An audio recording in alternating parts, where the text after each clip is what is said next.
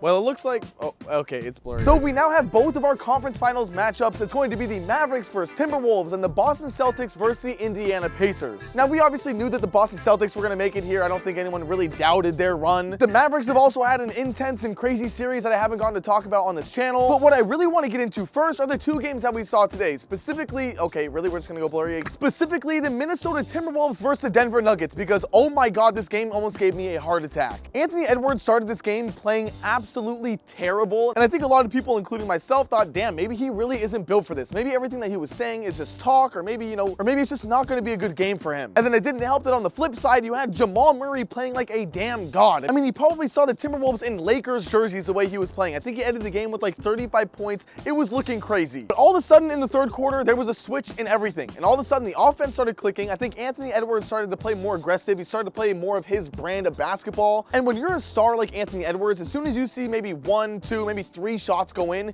you know that it's your time. You know that you're not in your slump anymore and you're able to really get those shots down, and that's exactly what happened. Like, you can look at it and say, damn, he only shot 6 for 24, but those 6 shots that he did make were some of the most important plays and shots in this game. Another thing I really want to talk about is the defensive side for the Timberwolves, because we saw a lot of talk, specifically from another Hall of Fame defender, about how Rudy Gobert isn't able to defend Nikola Jokic. And to be honest, Draymond Green isn't wrong. Rudy Gobert cannot guard Jokic. It's not going to happen. We've seen them try it every single time. It just doesn't work. Nikola Jokic eats every single play. But you can't look at Rudy Gobert and say, you're the defensive player of the year. How can you not guard this? Because we're talking about Nikola Jokic, the 3-time MVP, the NBA champion. There's some guys out there that just aren't guardable.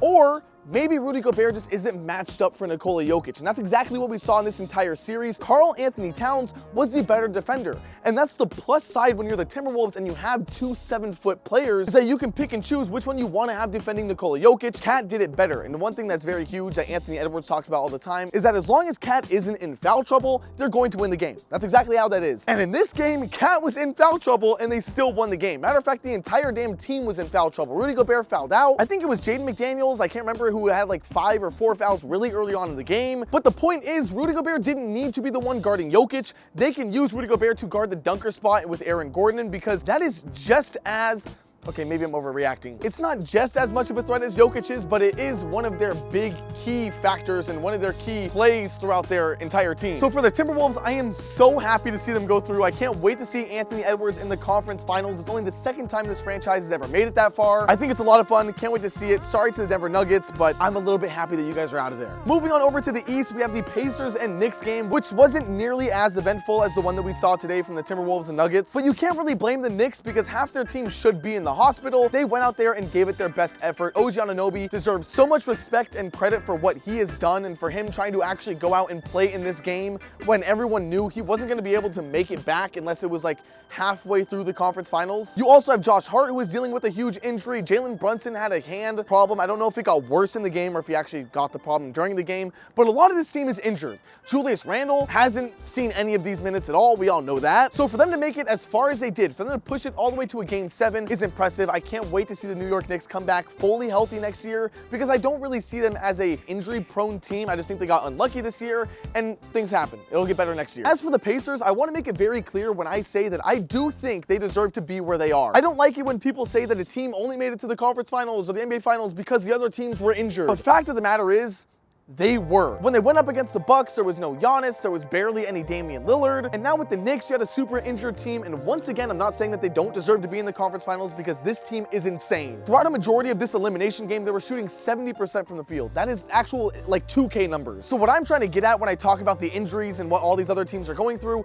is that I don't think the Pacers will be able to keep this up against the Boston Celtics. The Boston Celtics are a giant this year, and I don't think the Pacers are the team to take that down. For the Thunder and Mavericks game, I'm sorry if I don't really remember everything clearly, but for the Thunder to have their season ended by free throws is the most ironic and sad thing that we have seen. I mean, Shea going up for that block is just, man, it's rough to rewatch. It's understandable what he did in the moment, but it is rough to go back and look at. And I think a lot of people understand the Thunder are just going to be back here again, probably next year, if we're being honest. I don't think anyone, especially if you're a Thunder fan, is disappointed in the run that you had this year. No one was expecting this. This showed that their time is now and they're ready for this moment. They're ready for the bright lights. I just think that Luka and Kyrie Kyrie are a little bit more prepared. PJ Washington has been so huge for this team, such a big move. I want to give all my flowers to Derek Lively as well, because I think he's someone that doesn't get talked about or isn't going to get talked about as much as Luka, Kyrie, maybe even PJ Washington. But to me, the lob threat that he provides is so huge for this team. I love watching it. I love Derek Lively, and I wish nothing but the best for him. As for the Boston Celtics and Cavaliers series, I really didn't watch many Celtics games in general because I knew that they were going to find themselves in this exact place in the Eastern Conference Finals, probably in the NBA Finals as well. So I didn't really do too much digging or just watching their games because I feel like we all kind of know what they're going to do, what they're going to provide. It's a little bit different